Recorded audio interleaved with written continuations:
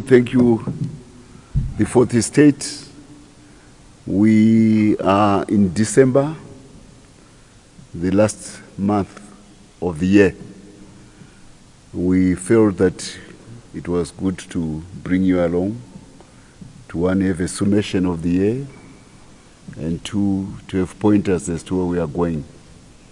One, as a party, two, as the government, but most important, the direction of our President E.D. Mnangagwa as he strives and works hard to deliver on Vision 2030 and the prospect of middle income status by Zimbabwe, an eventuality which is day by day beginning to be palpable. You can touch it.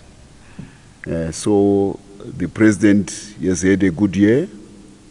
The highlight, of course, being the election win in August, a resounding win against Nelson Chamisa and his CCC, and an even honey sweet win by Zanu PF to retain its status as the ruling part of Zimbabwe. This was the highlight of our President's political achievements during the year.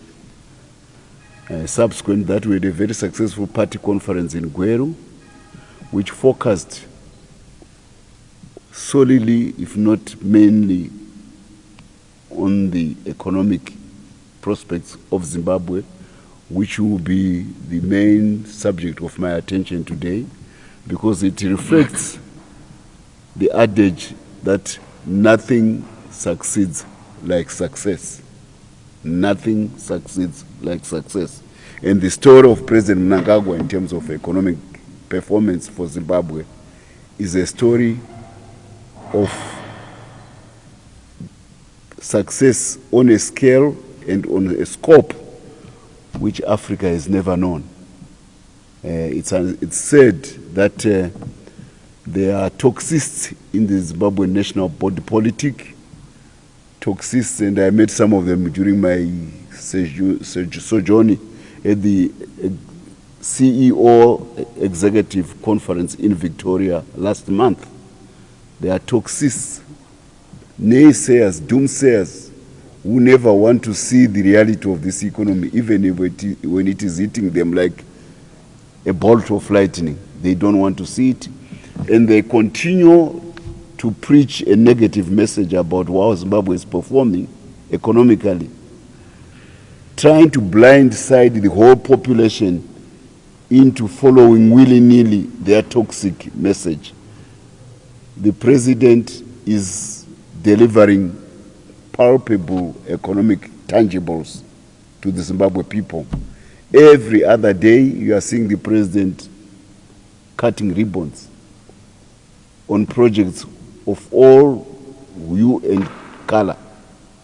You know, I was remarking the other day that most probably his fingers are now having sores, mourning, because the President is busy with the scissors cutting ribbons on major economic projects, which are not only of national importance, which are not only of regional importance, but which are of global importance.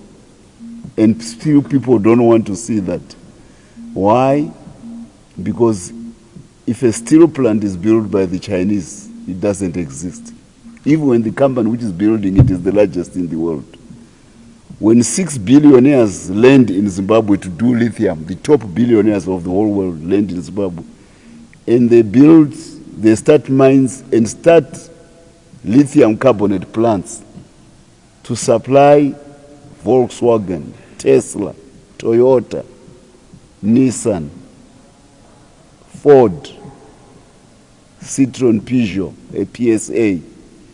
When they build those plants to supply lithium carbon for the batteries of those major car producers of this world, people don't want to acknowledge it because it is being done by Chinese companies.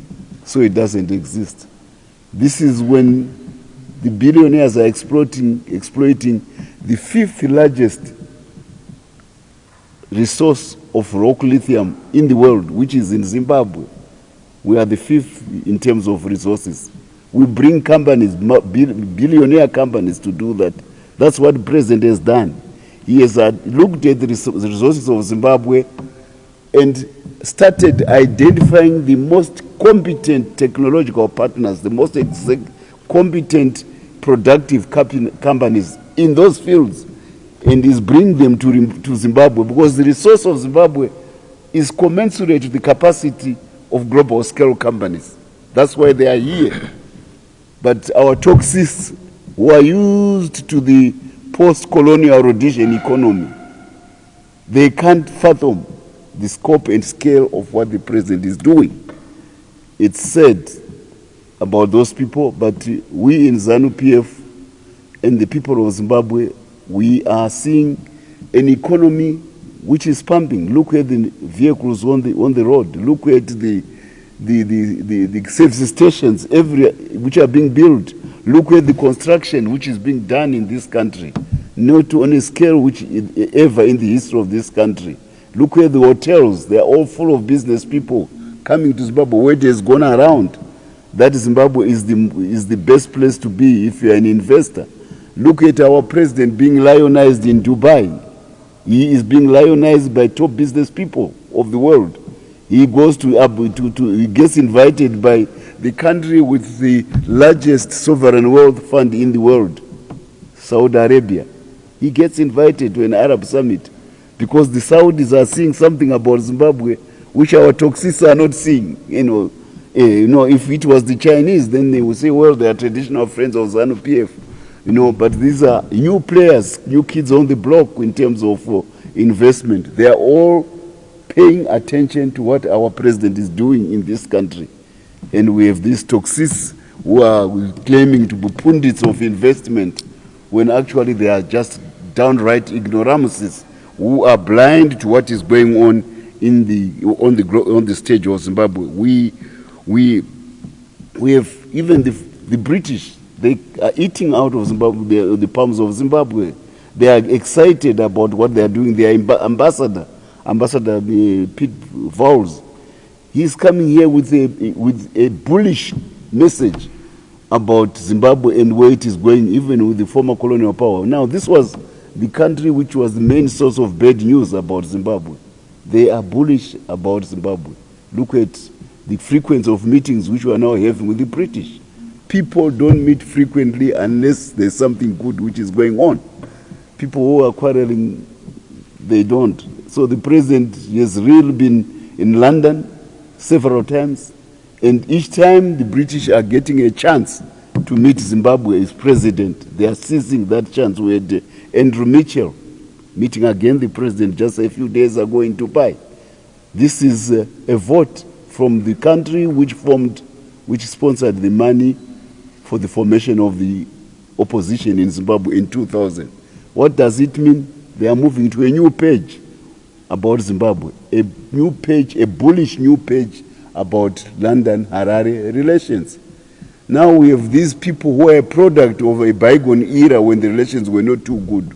They still spread the message of toxic Zimbabwe, toxic Zimbabwe. It's in their imagination. It's an aberration. It's far from the reality of what this country is. And there's that, fissuring party, which was originally formed by that money, the CCC. It's gone. They are at each other's throats. Everybody knows that the internecine fights which are going on there are the product of the Wapusa philosophy, which CCC became after the departure of Shanghai. A whole party built on labor structures of the labor movement, which Zanu PF set up after independence. There was no labor movement, legal labor movement before independence. We set it up, the ZCTU, as a product of the Zimbabwe Revolution. 2 decades later, it is hijacked and it becomes a party for the subversion of the Zimbabwe Revolution. But as a democratic state, we let it subsist. Then with the passage of time, the momentum which we had built peters out. And unfortunately, their leader also dies, because naturally people die. We know you come and you grow, you exist and you die. Tsvangirai dies. Who takes over the party? It's a coup within the party. They've never held a congress. They have no structures. They take part in having no structures. Yeah, and the people who are supporting them, they all come from countries with party structures. Their governments are elected by party structures. But they still handhold this party which has no structures and expect it to do miracles in Zimbabwe. It's not possible that a structureless party can do miracles. And sooner rather than later, the electorate sees that this party is a phantom organization. It does not exist, and the electorate starts abandoning it. You are seeing it now in the elections which are happening even in Mahere, urban area. If you want to know the bellwether of Zimbabwean politics, start with Mahere. That's where the nationalist movement started to be where we are today. That's where the most ardent of cadres, those who were most organized, came from to go to the war. Last election, Mahere decided to abandon CCC. It's an urban trend. It has happened now in urban. We are winning by-elections in urban constituencies. The message is getting through that President Mnangagwa, by having the economic reforms which he has done and attracting capital, he is restoring vitality to the urban areas. There is a time lag between investment in mining and in agriculture, which are in rural areas, begins to have a national impact on the national economic scale. There's a time lag, a lead time, a gestation time. Now that gestation time is now beginning to catch up with the urban areas, because the investments which are now going on in rural areas are now beginning to have a spillover effect in urban areas. We are going to have many people get 7 to 5 jobs, because that's what urban people want, 7 to 5 jobs. When you get steel plants, when you get the battery manufacturing plants being invested in, it means people can get 7 to 5 jobs and they get a wage. And this is what is now reviving urban hopes. Now, this is in sharp contrast to a party which for 2 decades has been in urban areas, and never in one day has their leader been seen with a businessman. Businessmen come to Zimbabwe from foreign countries. They land at the airport. They never get any reception from a CCC town father. They have to go to rural areas, to mining areas to get investment, when their natural place of call from the airport should be Harare, because that's where the town is. A town is not a place for homes. That's why the CCC, they all talk about stands. The people stand every corner. They are converting what were playgrounds, into stands. Factories during their tenure were being turned into church houses, because they think the town is a place of residence. It's not a place of residence. A town is a place of industrial activity. Factories. Residence supports factories. So if you don't have an industrial policy in an urban area, you have lost the game. And for 2 decades, towns have lost the game. You have never seen a CCC father, city father, or town father in the last 20 years with a businessman opening or attracting investment to a factory. That's why the towns have decayed. They have rotted under now we are now having to use the central government to come in and provide services which normally the ratepayer should be expecting from the city fathers. Look at Kwadzana. You've got big vegetable gardens of sewage vegetables, because sewage is not flowing around. People harvest, they eat those vegetables because they are being watered by sewage. Cholera all over the place. Why? Because the urban areas have no sewage. They have no water reticulation. They have no reliable electricity, even in the era when electricity is supplied by light. If we had been a forward-looking city fathers, all the rooftops in urban areas would be covered by solar panels. people would not need to be complaining about electricity from the central government. But there was no foresight at all with the city fathers that the urban trend today is off-grid electricity. And what better place Zimbabwe kureserve ndedze uswa. It's very difficult to put a solar panel. Zema towns ndedze marata. If there had been any forward planning by the city fathers, by that party which wanted to claim to be part of excellence. Why? Because they've got one fixation. Any power between where they are now is of no use until we get power at the State House. So along the route there are power centers. Local government authorities are power centers. That's why they are called local government, with statutes under the Constitution which support who they are. But because Chamisa had not yet got to State House, he sleeps on the wheel. CCC sleeps on the wheel of urban governance. Completely sleeping on the wheel of urban governance.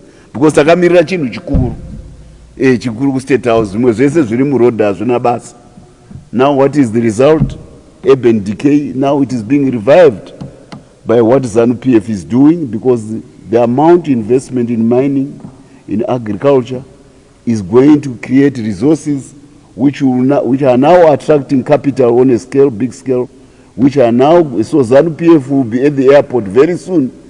We will be at the airport with investment desks, welcoming investors by their troop. And they will not be looking for townhouses, whereas the normal thing for anybody is to arrive in a country and look for a townhouse, for the townhouse, for the mayor, because investors go to a place, to an address. They are not looking for the state, for the government. They are looking for a place to do business. So the normal place of call would have been the townhouse, but nobody is there. Completely nobody is there. So this is the contrast which I want this year, where the picture is beginning to emerge of a forward-looking party and a visionary leader bringing deliverables to the Zimbabwean population, attracting global class capital to Zimbabwe, as opposed to a party which is constantly in a rare review mood, a rare review mirror, frame of mind. They never look at where the car is going in the windshield. They are always looking at the rear view mirror. How do we get to the State House? How do we, even when the elections are over? The elections are over in August. What we are doing is by-elections. No, we must convince the world that there must be a rerun of Zimbabwe elections. Who has to be convinced we want to SADC to be organized? But we are free as a country since independence in 1980. We are sovereign. Nothing. SADC is a voluntary organization we belong to because we are independent. Now you want to give SADC colonial status over Zimbabwe, to order Zimbabwe to have elections. And SADC says, no, Zimbabwe is a member country. We are on a peer-to-peer basis. We are happy with their elections, so we don't want. So Luanda says it's over. The elections are over. CCC has been telling Zimbabwean electorate that the elections are not over. So the whole country was supposed to be in a mark time about August. The clock stops in August. Until now SADC eventually announced that there's nothing like that. And the much touted EU report, nobody cares about that report because it was written at Harvest House. The country has moved on. The EU is not a sovereign, is not an imperial power on Zimbabwe. So a whole party was fixated on a clock which stopped in August because they were waiting that the elections, which are supposed to come in 2028, should now be compressed back again to this year. It does not happen. So these are the things which we want to highlight, the contrast of the visionary leadership of President Mnangagwa and his deliverable, palpable deliveries, as opposed to the dying CCC party. Now they are at each other's throats, and it is not going to end there. It's not going to end well. You know, the courts refuse to entertain them because you got to go to court with a structure. Who is complaining? Where is your constitution? Where are your structures? If you are an amorphous organization and you are before the courts, How does the judge make a judgment in favor of an amorphous organization which everybody acknowledges? So the guy who was last elected is Tshabangu. Because, so the historical structure is one which the courts know. He wins his court case, and surprise, surprise, Chamisa does not go to court to defend his party. Can you imagine? It's a family, and the siblings are quarreling. They go to the village chief. The village chief says, okay, you are quarreling. I want to know who is your father, who is your mother. And the father and the mother are not there. And the siblings are accusing each other. How will the judge decide who is who? Because somebody must vouch for these siblings. Chamisa does not even bother to go to court. And you expect to win a court case. You know, the Wapusa party. Now, in that party, there is a young girl, a youthful girl. We all respect youthful girls. More so when their father was a renowned educationist, Mr. Mahere. He's a renowned educationist, permanent secretary of education. In this fissuring and disintegrating party, Mahere wants to look like there is something which is there. It's no longer there, this part. And she continues to make statements as a chatterbox, left, right, and center. And most of the time, she's talking about things which she has got little grasp of.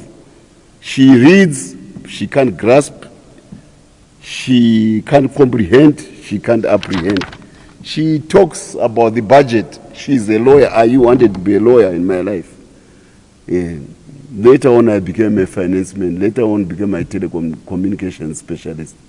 You must respect knowledge about a certain discipline before you start talking authoritatively about it. She makes lengthy statements about the budget of this country, saying it is anti-people, it is anti-this, it is anti-this. You read it, all boulder dash, no substance, because here is a flimsy legal mind trying to explain some of the deepest concepts about finance, economics, and money. A subject which is well beyond your grasp. But because there is a vacuum in a party about how to substantively run things, she just thinks that her words can pass for knowledge. No, they can't pass for knowledge because they are not knowledgeable about what you are talking about. Your statements about the budget are a lot of balderdash, a lot of nonsense. That budget is grounded on the economic performance of the Zimbabwean people as they work. We are earning US dollars in Zimbabwe. We are not being given by the American government. All the $100 notes you see, they are all earned by Zimbabweans. They are not a gift from the Federal Reserve Bank of America.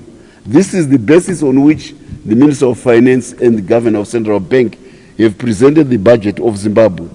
And by the way, it is actually it will turn out to be an interim, a stopgap budget, because the kick-in effect of what's going on in our economy because of the investments of praise are going to create a positive big bang about the Zimbabwean economy. I just phoned today the Customs Bureau, Zimbra. I said, how much did we import to date in terms of steel? We imported $6.3 billion US dollars of steel. This is a big figure. This is to support the construction which is going on in Zimbabwe, $6.3 billion. In 2 months' time, I've made an offer, which I still have to keep. We start producing steel on a scale which is bigger than what we are importing. So in that budget, 6.3 billion will turn up to be homegrown money from Manizi, 6.3 billion. And 1/3 of that steel will be for export. So you add another 1/3 to 6.3 billion of earned money, because we have saved 6.3 billion and we have added 1.3, at least 2 billion Zimbabwe dollars. Can you imagine what the impact of that on the economy of the country in the next budget? Because we are working on the historical performance of this economy, but the president has created an economy much, much bigger than what people have been traditionally used to. And they listen to some political commissar who also posits as an economist. His name is Gift Mugano. Always penning what the government is doing. He has never visited one lithium plant which is now producing 400,000 tons of lithium carbonate. And there are 5 or 6 of them. Mugano has never been to any of them. He sits in his office, he looks at what he did when he landed at the University of Rhodesia, Zimbabwe, a long time ago, and he is in a time warp. He is not seeing what the president is doing right now in terms of attracting world-class capital to invest in Zimbabwe's resources. Then he spouts a lot of silly figures about where this economy is going, far removed from what it means. Do you also realize the frequency of our meetings between Mozambique and Zimbabwe, between the two presidents? I told you yesterday, earlier on, about the British. Now about Mozambique. Do you know the reason? Because Mozambique is fully prepared for a boom in exports from Zimbabwe. They've already rebuilt the railway line to Machipanta. Done by Mozambique. They are building 2 terminals in Mahere to cater for the boom in exports from Zimbabwe. Mozambique has done it already. They are planning a new port north of Mahere.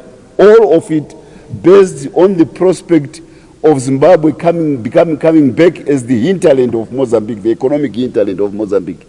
This is the reality of another neighboring country, which is reading the signs, the litmus paper, the litmus test of what is going on, and they are anticipating what Zimbabwe's impact will be on the logistics sector of Mozambique. And our neighbors in South Africa are coming in to fund new transmission lines. They are coming in to fund new railway lines. They are coming in to fund water pumps, water pipes. Yet I've got those people who are saying the country is toxic. How is it toxic to not toxic to neighbor, to Mozambique? Why is it not toxic to South Africa, but it is toxic to you? So I want you, as the fourth estate, to try to follow exactly what the president is doing. Look at the projects which he is opening, which is launching as he goes and cuts ribbon. Look at the profiles of the investors in those companies. Who are they on the global stage? Just don't write a story because that's all when I'm gone. Look at who is the investor and why is he here. This is all information on Google. It does not require BT or Nigel Chanakira or Trevor Nube to make you become enlightened. Because if you get then you get into the toxic framework, then you are poisoned with their toxicity, which is far removed from the reality of what the president is doing. So I encourage you, this is the magical effect of what the president is doing to the national economy. And this is what the achievements of the president in the course of 2023. And is going to build upon that in 2024. So as we go for Christmas and for the end of the year holidays, we must go there on a bullish mood because the president is doing well. Look at the power sector in 1 year. 2 major power stations have been built, and they are pumping 600 megawatts. Look at what is now happening with investment in the independent power sector, in the off-grid power sector. Young people from all over are coming in with their partners from abroad to come and put independent power plants. This is what the president has done to energize the business spirits of the Zimbabweans, and they are coming to the fore in many, many more ways than one. So this is the positive, bullish message which we are communicating to you, that it has been a good year for our president, it has been a good year for our party, and it has been a good year for the government of Zimbabwe. And for the youths, this is very important. We have an educated population, most of them because of the 2 decades of urban decay, but also because of what happened before our party was rejuvenated by President in 2017. There was no hope. All these things I am talking about, they mean new jobs for young people. I'll give you an example of the excitement which, do you know that we had an electric railway line in Zimbabwe between Dabuka and Harare, and it was abandoned? The young people, the engineers who built that railway line, they left the country. You know where they were? They are. They went and started working for British Rail. 30, 40 years later, they are experienced, they are retiring. They are Zimbabwe. They now know that there will be a new railway line to be built from Selu to the siding to take ferrochrome away from the road. They now know that there will be a new railway line built from Lionsden to Lusaka to take Zambian cobalt and copper off the road. Have you ever traveled on this road going to Chirundu? It's almost like it's a train of 30-ton trucks. They are carrying cobalt and copper from Zambia to Mahere. Have you ever traveled on the road from Victoria Falls to Bulawayo and you hit Wange? The road is gone. We are taking coking coal from Wange to South Africa's ArcelorMittal, delivering 300,000 to 400,000 tons of coking coal by road.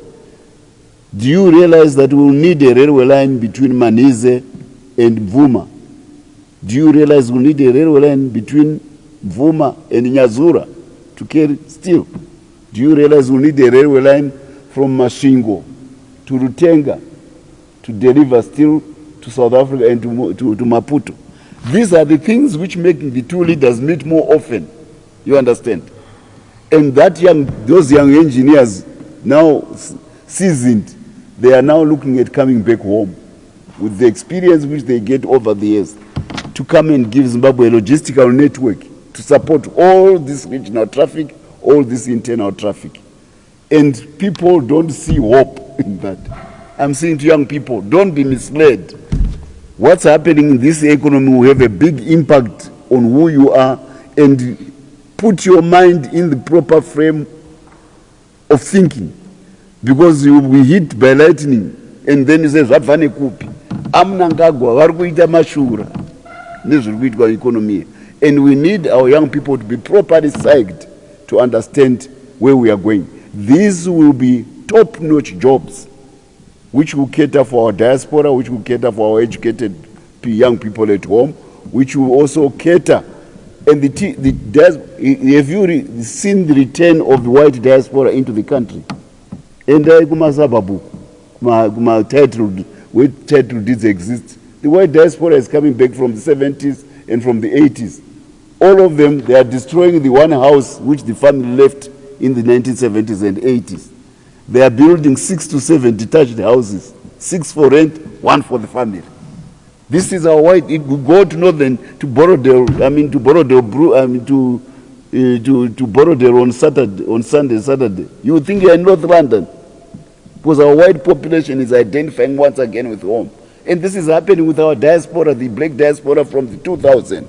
Look at Madokero. Look at what all over. And then Kumamisha, young people who are digging gold, who supply 2.63% of the 2.4 billion US dollars of gold. You know, $2.4 billion worth of gold we produce. They are building solar panels all over in rural areas. They are supporting their families as just much as they are supporting the central bank to have the currency which we have. So this is the new Zimbabwe. That's why the country is on a trajectory which is good. And that's what we want to say to you. Keep your eyes open to you, inform the population accordingly. That Zimbabwe, the Zimbabwe is on a winning streak, because nothing succeeds like success. And that summarizes what President Mnangagwa has been doing for this economy. I think, by and large, I have said what I wanted to say. This is the end of the year. It has been a good year for Zanu PF.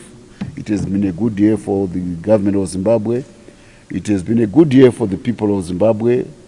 And most important, President Mnangagwa is delivering success and is on the verge of delivering even more successes to this economy, because mainly he is harnessing the creative and enterprising pursuits of the Zimbabweans as they work day to day in agriculture, in mining, in all aspects, in tourism. Zimbabweans have this new feeling that we can do it. He has created a can-do feeling among Zimbabweans. We are no longer a country which everybody thought was a hopeless case. Even the IMF was here. They are now talking a different language. They want to give Zimbabwe the support, even when their shareholders are not yet decided to lift sanctions. And by the way, their shareholders are sending feelers to say, chitima cha Mnangagwa chiri kufamba ichi tinosara, how do we also ride onto it? Yeah, so this is what the president has done to this economy.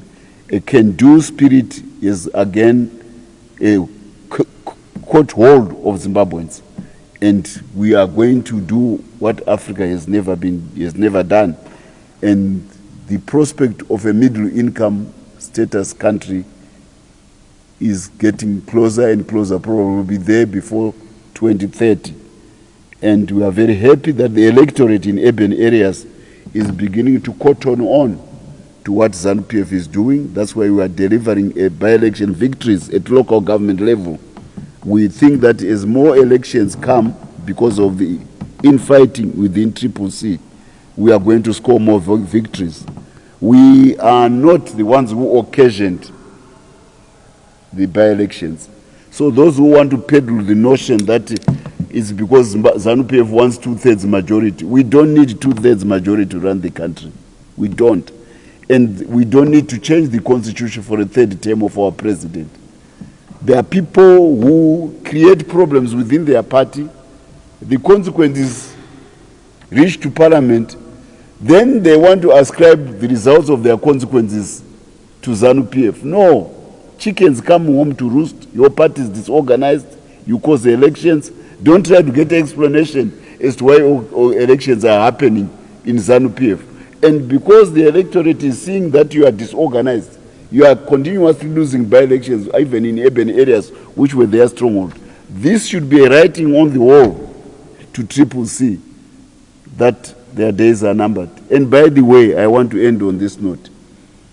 We want an organized and structured country, which means also the opposition we need is organized and structured, so that parliamentary business can proceed smoothly, so that the people of Zimbabwe can have the oversight of parliament. So this is what Zanu PF wishes, not the Wapusa disorganization in CCC, which makes us go to elections every other day. It distracts our mind from the business of governance and delivering prosperity to Zimbabwe. So we have absolutely nothing to gain as a party and everything to lose by the internecine fights which are in the CCC. So don't try to say we have an attitude of trying to disorganize the opposition for our own gain. No, these are homegrown problems which are being thrust upon Zanu PF. We have no intentions of changing the constitution. We have no intentions about a third term for this or that. We only have focus on Vision 2030 and the prospect of a middle-income society for Zimbabwe. And next time Mahere speaks, tell you that if you read, you must also grasp, you must also comprehend, you must also apprehend, you must also understand. Reading alone is not enough. And give respect to the professional competence of people in their different disciplines. Just because you are a lawyer doesn't mean you become an expert on economics. Just because you are a lawyer doesn't mean you are an expert on monetary finance. Just because you are a lawyer doesn't mean you are an expert on fiscal issues. And I'm not sure she's a good lawyer either, because their party is losing all these court cases. Maybe she would have done magic to convince the judges to give them favorable judgments when all the facts point to the fact that their evidence is wrong. They can't abuse evidence to the judge. So maybe your homework should more to do with the legal problems of your party than delving into the fields of finance and economics, which he has little knowledge of. And we are going to assure you also, this is important, Starlink is a technological marvel, Starlink internet. It is a leap the same way GSM cellular was a leap from the fixed phones. Before, people used to look for phones to make a phone call. Now the phone looks for you because it's a mobile world. Now people used to build fiber optics and base stations to deliver the message to the phone. But now, with what's happening now with the technology, there's what is called low Earth orbit satellites at 500 kilometers instead of 29,000 geostationary satellites. So it means that the technology to deliver internet makes it possible for any remote part of the world to have internet connectivity. This is the ultimate digital inclusion which we want. So Starlink of Elon Musk, he has become the first company to make that breakthrough, commercial breakthrough. There are 3 or 4 or 5 others in tow which will be joining this. And there are also geopolitical considerations. Do you want to go with the European one? Do you go with the American one? Do you want to go with the Chinese one? So these are all things which we are looking at, but you can be assured that a right decision will be made to make sure that Zimbabwe joins our friends in Mozambique who are already on Starlink, our neighbors in Zambia who are already on Starlink, and many others, because it's a leapfrog in technology, and Zanu PF wants technology to help in digital and financial inclusivity of the country. So right decisions will be made to make sure that Zimbabwe has got affordable internet. Now, if you have got historical investment in a technology which may now be challenged, it's exactly the same story with the PTC and the Net1 and Cell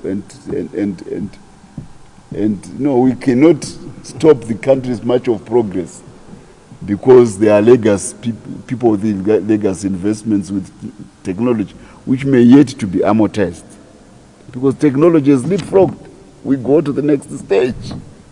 So, some people, they also go to Mahere and start talking about this or that about Starlink.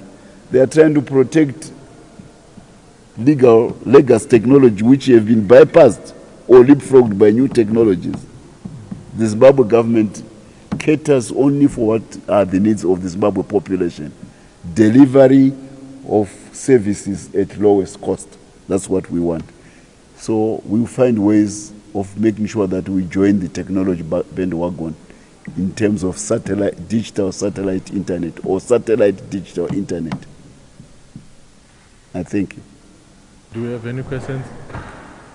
It's the end of the year. You've got a whole year where you want to assess what we've been doing. This is your chance. All the burning questions, I have the time. Okay, I'll start with the last one. I told you, Mozambique has already reached Machipanda, with its railway line. Mozambique, they've already done it on the other side. So it means we are late. We should have done it yesterday. So last cabinet, that was the preoccupation of the president. And the good thing, like I indicated earlier on, the balance sheet is there. Remember, what makes a railway line work is the load. You can't run a steel industry which is going to generate 2.2 to 3 million tons of load in the starting in January, coming January. That's when Manise starts. You can't run it on lorries. Steel is not wheat. Steel is not beef. Steel needs railways. So we are late. We are late for our wedding, if I can put it. This is how I can put it. Zimbabwe is late for our wedding. The wedding is on, and you are the bride or the groom and you are still on your way to your wedding. We are late. So there is an agency about railway infrastructure And the good thing is that regional capital in South Africa has seen the opportunity, because our steel industry will be much more competitive than that one of South Africa. Maybe by the time you live here, you read, maybe South African steel plants may close because they can't compete with those in Zimbabwe. In terms of production costs, the Manise steel plant is 7 kilometers from the mine, 7 kilometers from the mine. The chrome is on the Great Dyke, which is 10 to 20 kilometers from the mine, but it extends all the way from Wanda to Champa. So that's where the chrome will be coming from. The coking coal is 300 kilometers straight line from Manise to Wange. Right now, maybe it is going through Bulawayo and coming back, but later we have to go straight to Wange. Then the ports to deliver all those things, was the amount of steel which Zimbabwe is going to produce is not for local consumption. We'll be producing for world consumption. We'll be going to 5 million, 10 million tons. The ports are in Mozambique. And Mozambique has already started building the railways and the ports for that. So I go back again. We are late for our wedding. It's money now. And because the balance sheet is created by the Lord, it means the investors are trooping. They are literally knocking on the Zimbabwe door now. And yours truly is involved in raising funds for those projects. I can't talk about the details because it's confidential business information. The same thing is happening to electricity. You cannot run steel plants without electricity. There is closure now in term sheets and disbursement for the transmission line from Sherwood to Manise. At the same time, there is a 50 kilowatt, is it 50,000 megawatt plant going on at Manise, a coal one to support the steel plant. We are not talking about the solar ones, which are also being built in that area, and the prospect of wind ones. So it's not only logistics, it's not only rail, it's power. There's to be a dam to supply a new town of 40,000. We have to plan for a new town of 40,000 people at Manise in the next 24 months. Because all the manufacturing was still is a raw material. What does it do? It wants fabrication. It wants foundries to be turned into railways, to be turned into pylons, to be turned into base stations, to be turned into angle steel for construction. This is what is, that's why the inquiries which are coming on to Zimbabwe about the steel industry, they are on a scale which you have never known. And remember, Ukraine has just closed down a 4 million ton a year steel plant. So there is a gap, even because we know which has to be filled in. So we are late for our wedding. That's how I can put it. There's an agent. That's why I'm saying the bullish aspect of our economy is going to be to hit toxins like a bullet from the heavens.